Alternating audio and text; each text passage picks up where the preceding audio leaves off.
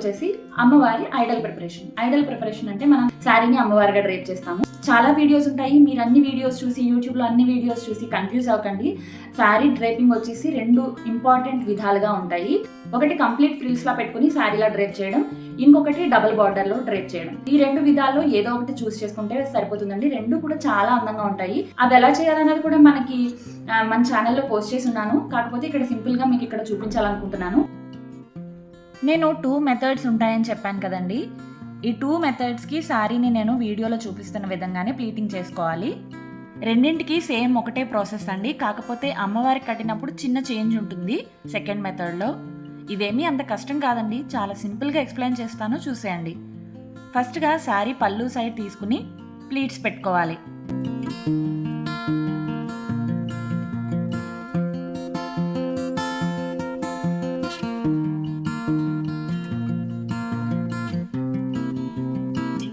కదలకుండా క్లిప్స్ కానీ పిన్స్ కానీ పెట్టుకోవాలి. ఇలా ఎంతవరకు పెట్టుకోవాలి అంటే సరిగ్గా 1 మీటర్ పొడవు ఉండేలాగా పెట్టుకుంటే సరిపోతుంది.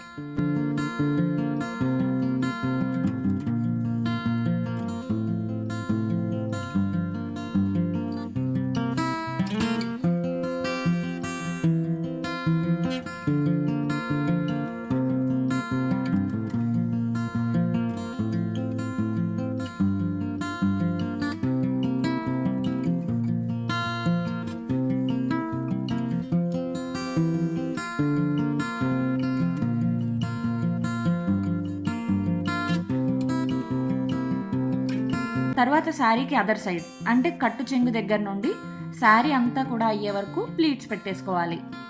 మధ్య మధ్యలో కదలకుండా క్లిప్స్ పెట్టుకుంటూ ఉండాలి. ప్లీట్స్ అన్నీ కూడా సమానంగా వచ్చేలా చూసుకోండి. కొంతమంది అయితే ఐరన్ కూడా చేస్తారు. ఫ్యాబ్రిక్ని బట్టండి, మనకి క్లాత్ జారుతున్నట్టుగా కుచ్చులు నిలబడకుండా ఉన్నట్టుగా అనిపిస్తే ఐరన్ చేస్తే బాగుంటుంది, లేదంటే అవసరం లేదండి. ఇలా శారీ మొత్తం ప్లీట్స్ పెట్టేసాం కదా, ఇప్పుడు ఎలా కట్టాలో చూసేద్దాం.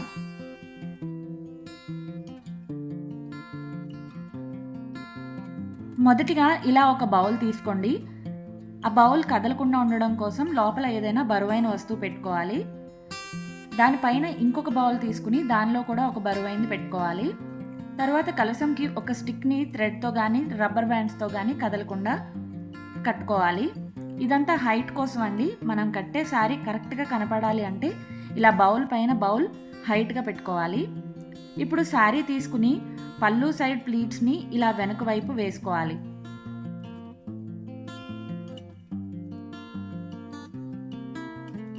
మనం శారీకి పెట్టుకున్న ప్లీట్స్ని ఇలా బౌల్లోకి టక్ చేసుకోవాలి.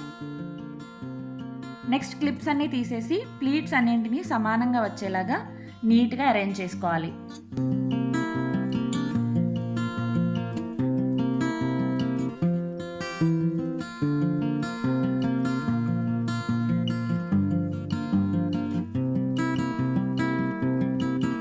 నెక్స్ట్ పళ్ళుకి పెట్టిన ప్లీట్స్ ఉన్నాయి కదా, వాటిని తీసుకుని స్టిక్ పై నుండి వి షేప్ వచ్చేలాగా ఫోల్డ్ చేసుకుని పెట్టుకోవాలి.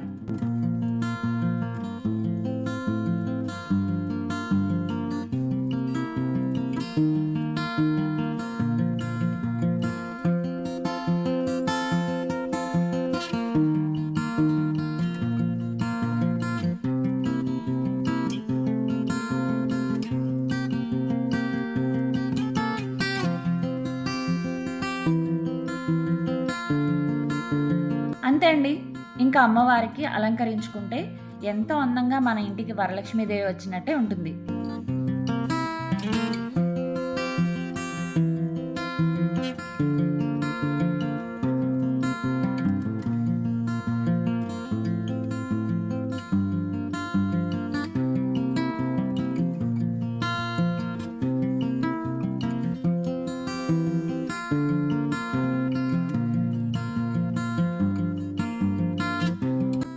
ఇప్పుడు సెకండ్ మెథడ్ చూసేద్దాం.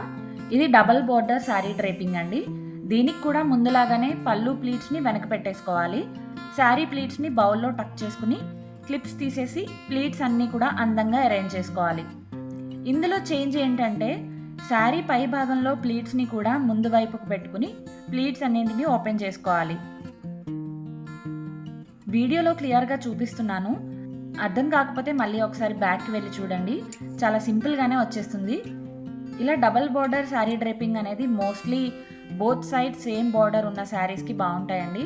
కానీ సేమ్ లేకపోయినా ట్రై చేయొచ్చు, బాగానే ఉంటుంది. హైట్ డిఫరెన్స్ ఉండేలా చూసుకుంటే సరిపోతుంది. అంటే కింద బార్డర్కి పైన బార్డర్కి హైట్ డిఫరెన్స్ అనేది కొంచెం తెలియాలన్నమాట. ఇంకా పళ్ళు ప్లీట్స్ని కూడా ఇందాక చేసినట్టుగానే వీ షేప్ వచ్చేలాగా ఫోల్డ్ చేసుకుని కదలకుండా పిన్స్ పెట్టేసుకోవాలి. అంతే అండి, ఎంతో అందంగా డబుల్ బార్డర్ శారీ డ్రేపింగ్ కూడా అయిపోయినట్టే. ఈ రెండే మెథడ్స్ ఉంటాయండి. యూట్యూబ్లో చాలా రకాల వీడియోస్ చూసి కన్ఫ్యూజ్ అవ్వకండి. నేను చూపించిన విధంగా సింపుల్గా ట్రై చేయండి, బాగుంటుంది. రెఫరెన్స్ కోసం నా ఛానల్లో చేసిన శారీ డ్రేపింగ్ వీడియోస్ లింక్స్ అన్నీ కూడా నేను డిస్క్రిప్షన్లో ఇస్తాను, ఒకసారి విజిట్ చేయండి.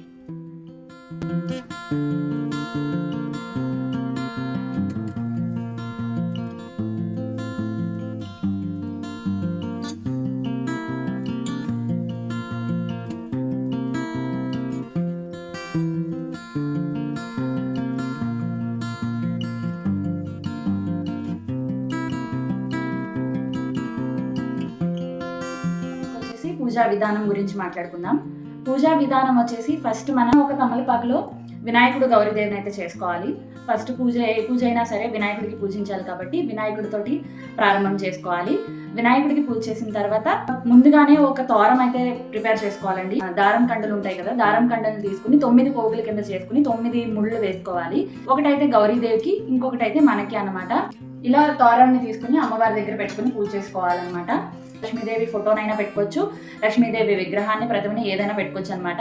అలా ఏమీ లేని వాళ్ళు డైరెక్ట్గా కలశాన్నే అమ్మవారి కింద భావించి అమ్మవారికి కలశానికే పూజ చేసుకోవచ్చు అనమాట. పసుపు, కుంకుమ, అక్షంతులు, ఇలా పువ్వులు అన్ని రకాలు కూడా మనం కలశారాధనకే చేసుకోవచ్చు అనమాట.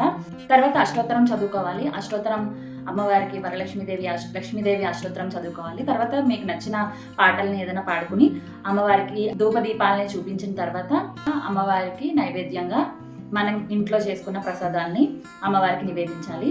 అమ్మవారికి జనరల్గా వరలక్ష్మి వ్రతం రోజున 9 రకాల నైవేద్యాలను అయితే చేస్తూ ఉంటారు. 9 రకాల నైవేద్యాలు చేయలేకపోతే 3 రకాలైనా చేసుకోవచ్చు. అదేమీ కాకపోతే చనివిడి వడపప్పు, బెల్లముక్క, పానకం ఇలాంటివి కూడా పెట్టుకోవచ్చు. అవేమీ కాకపోతే ఒక పండు నైవేద్యం పెట్టినా చాలండి, అమ్మవారు చాలా ఇష్టంగా తీసుకుంటారు. మన మనసులో ఎంత భక్తిగా పూజ చేస్తున్నాం అన్నది మాత్రమే ఇంపార్టెంట్. ఏమేమి ఆడంబరాలు చేసాము, ఎంత డెకరేట్ చేసాము, ఎంత నైవేద్యం పెట్టాము, ఎంతమందిని పిలిచాము అన్నది ఏది ఇంపార్టెంట్ కాదండి. ఈ ఒక్క విషయాన్ని గుర్తుపెట్టుకోండి. చాలా మందికి ఉంటుంది ఎంతో నిండుగా పూజ చేసుకోవాలి, అమ్మవారిని చాలా నిండుగా అలంకారం చేసుకోవాలి అని ఉంటుంది. అందుకోసం మాత్రమే ఇలా అలంకారం, డెకరేషన్ ఇవన్నీ కూడా నేను చూపించేది. ఇవేమీ వద్దు అనుకున్న వాళ్ళు, చెయ్యలేను అనుకున్న వాళ్ళు, టైం లేని వాళ్ళు ఎంతో చక్కగా అమ్మవారిని కలసం పెట్టుకుని ఎంతో మనస్ఫూర్తిగా పూజ చేసుకుంటే అంతే చాలండి. అంతకన్నా ఎక్కువ ఏమీ అవసరం లేదు. మీ ఇష్టానుసారంగా మీ పూర్వీకులు, మీ పెద్దవాళ్ళు చెప్పిన విధంగా పూజ చేసుకోండి, అంతే చాలు. ఇవన్నీ ఏంటంటే ఎక్స్ట్రాగా మనం ఇలా చేసుకుంటే బాగుండేది, అలా చేసుకుంటే బాగుండేది అని ఆలోచించుకుంటూ ఉంటాం కదా. ఆ ఆలోచనల కోసమే ఈ వీడియోనైతే నేను మీ ముందుకు తీసుకొచ్చాను. ఇలాగే చేసుకోవాలని ఏమీ రూల్ లేదండి. మీకు ఇంట్లో ఎలా చేసుకోవాలనుకుంటే అలానే చేసుకోవచ్చు. ఇది ఒక చిన్న ఐడియా మాత్రమే ఈ వీడియో వచ్చేసి. సో ఈ విధంగా పూజా విధానం చేసుకోవాలి. పూజా విధానంలో మరొక ఇంపార్టెంట్ విషయం ఏంటంటే అమ్మవారికి తామర గింజలతోటి, గోమేధిక చక్రాలతోటి, గాజులతోటి, పువ్వులతోటి పూజించడం చాలా ప్రత్యేకమైంది. విశేషంగా అమ్మవారికి ఇలా ఎర్ర గాజులతోటి పూజ చేస్తూ ఉంటారు. వరలక్ష్మి వ్రతం రోజున ఇలా చిట్టి గాజులతోటి అమ్మవారికి పూజ చేస్తారనమాట. ఇలా చిట్టి గాజులతోటి మాలను కూడా చేస్తారు. మాల ఎలా చేయాలన్నది మన ఛానల్లో అప్లోడ్ చేసింది. అలాగే ఈ వీడియో కింద డిస్క్రిప్షన్లో కూడా ఇస్తాను, మీకు కావాలంటే ఒకసారి చెక్అవుట్ చేసేయండి. ఆ తర్వాత ఇలా చిట్టి గాజులతోటే కాకుండా ఇలా తామర గింజలతోటి కూడా అమ్మవారికి పూజ చేస్తూ ఉంటారు. అమ్మవారికి ఇలా తామర గింజలతో పూజించడం కూడా ఇష్టం అని అంటారు. కాబట్టి ఈ తామర గింజలతోటి కూడా పూజ చేసుకోవచ్చు. ఇవన్నీ 108 ఉంటాయండి. 108 సార్లు శ్రీ మహాలక్ష్మీదేవియే నమః అనుకున్నా, శ్రీమాత్రే నమః అనుకున్నా, లేదంటే అష్టోత్తరం చదువుకుంటూ కూడా వీటిని పూజ చేసుకోవచ్చు. సో ఈ విధంగా అమ్మవారికి పూజ చేసుకుని నైవేద్యం పెట్టుకున్న తర్వాత అమ్మవారి దగ్గర పెట్టుకున్న తోరం ఉంటుంది కదా, తోరం తీసుకుని కుడి చేతికి కట్టుకోవాలి. పసుపు వినాయకుడి పూజ, కలశ స్థాపన, అమ్మవారి పూజ, అష్టోత్తరం, దీపధూప నైవేద్యాలు, వరలక్ష్మీదేవి వ్రతం కథ ఉంటుంది. ఆ కథ చదువుకుని అమ్మవారికి కొన్ని అక్షింతలు సమర్పించి కొన్ని అక్షింతలు మన తలపైన వేసుకోవాలి. తర్వాత అమ్మవారికి మంగళహారతి ఇచ్చి మన మనసులో ఉన్న కోరికలు తలుచుకుని భక్తితో మంత్రపుష్పం ప్రదక్షిణలు చేసుకోవాలి. అంతటితో వరలక్ష్మీదేవి పూజ పూర్తవుతుందండి. ఇప్పుడు లాస్ట్ టాపిక్ మనం అమ్మవారి ప్రసాదాల గురించి ఇంకా రిటర్న్ గిఫ్ట్స్ గురించి మాట్లాడుకుందాం. అమ్మవారి ప్రసాదాల దగ్గరికి వచ్చేసరికి అమ్మవారికి 9 రకాల ప్రసాదాలు అయితే చేస్తాము వరలక్ష్మి వ్రతం రోజున. టైం లేని వాళ్ళు 3 రకాలతో అయినా చేసుకోవచ్చు. అది కూడా లేని వాళ్ళు చక్కగా ఒక పండు నైవేద్యం పెట్టినా చాలండి. ఇలాగే చేసుకోవాలని ఏమాత్రం లేదు. మీకు మళ్ళీ చెప్తున్నాను, ఇలాగే చేసుకోవాలని ఏమీ లేదు. మనస్ఫూర్తిగా ఏం చేసినా సరే అమ్మవారు స్వీకరిస్తారు. ఆడంబరాలకు వెళ్ళకండి, కన్ఫ్యూజ్ అవ్వకండి, ఎక్కువ కష్టం అని అనుకోకండి. మన పూజని మనం ఎంతో మనస్ఫూర్తిగా ట్రెడిషనల్గా చక్కగా ఆనందంగా చేసుకోవాలి. అదే నా ఈ వీడియో యొక్క ప్రయత్నం. నాకు ఇష్టం చేయాలి అని అనుకున్న వాళ్ళకి మాత్రమే ఒక ఐడియాగా ఉంటుందని నేను అనే చెప్తున్నాను అనమాట. సో 9 రకాల ప్రసాదాల్లో వచ్చేసి మొదటిగా ఉండ్రాళ్ళు నైవేద్యం పెట్టుకుంటాము, కాబట్టి ఉండ్రాళ్ళు చేసుకోవచ్చు. తర్వాత అమ్మవారికి ఎంతో ఇష్టమైంది పరమాణం అనమాట, బియ్యం పరమాణం. అది కాబట్టి సెపరేట్గా అది బియ్యం పరమాణం చేస్తాము. తర్వాత మూడోది వచ్చేసి సెపరేట్గా ఒక గ్లాసులో అన్నం ఉడికించుకున్నాం అనుకోండి, దాన్ని మనం పులిహోరలా కలుపుకోవచ్చు. పులిహోరలా అంటే చింతపండు గుజ్జు ఉంటే ఓకే, రెడీగా ఉంటే, లేదంటే కనుక నిమ్మరసం కలుపుకొని నిమ్మకాయ పులిహోర చేసుకోవచ్చు. తర్వాత దాన్ని కొబ్బరన్నం కింద చేసుకోవచ్చు. తర్వాత దాన్ని దద్దోజనం కింద చేసుకోవచ్చు. అంటే 3 రకాల ప్రసాదాలు అన్నంతో పాటు వచ్చేస్తాయి. తర్వాత శనగపప్పు పూర్ణం చేసుకోవచ్చు. శనగపప్పు పూర్ణంతో బొబ్బట్లు ఇంకా బూరెలు వేసుకోవచ్చు. పిండి వంటలు చేయడానికి టైం సరిపోదు అనుకున్న వాళ్ళు చనివిడి, వడపప్పు, పానకం ఇంకా పళ్ళు నైవేద్యం పెట్టుకుంటే సరిపోతుంది. అలా కాకుండా 3 రకాల నైవేద్యం పెట్టాలి అనుకున్న వాళ్ళు ఉండ్రాళ్ళు, పరమాణం ఇంకా సేమియాతోటి హల్వా ఆర్ పాయసం చేసుకోవచ్చు. 5 రకాలు పెట్టాలనుకున్న వాళ్ళు ఉండ్రాళ్ళు, పరమాణం, నిమ్మకాయ పులిహోర, కొబ్బరన్నం, దద్దోజనం చేసుకోవచ్చు. 9 రకాలు చేసుకోవాలనుకున్న వాళ్ళు వీటితో పాటుగా శనగపప్పు పూర్ణం చేసుకుని బొబ్బట్లు, పరమాణం ఇంకా ఆవిరి కుడుములు, తర్వాత సేమియాతోటి పాయసం కానీ హల్వా కానీ, ఇలా 9 రకాలు కంప్లీట్ అవుతాయండి. మీకు టైం ఉన్న వాళ్ళు చక్కగా తయారు చేసుకుని అమ్మవారికి నిండుగా పూజ చేసుకోవాలని మనస్ఫూర్తిగా కోరుకుంటున్నాను. అలాగే అమ్మవారి ఆశీర్వచనాలు మీకు ఎప్పుడు ఉండాలని, మీరు కోరుకున్నవన్నీ కూడా నెరవేరాలని మనస్ఫూర్తిగా ఆశిస్తున్నాను. ఇదైతే ప్రసాదాల గురించి కదా. ఇప్పుడు రిటర్న్ గిఫ్ట్స్ విషయానికి వద్దాం. రిటర్న్ గిఫ్ట్స్ లాంటివి ఏమీ లేవు యాక్చువల్గా మనకి పూజకి. రిటర్న్ గిఫ్ట్స్ అనేది ఏంటంటే ఒక తాంబూలం ఇవ్వడం మాత్రమే.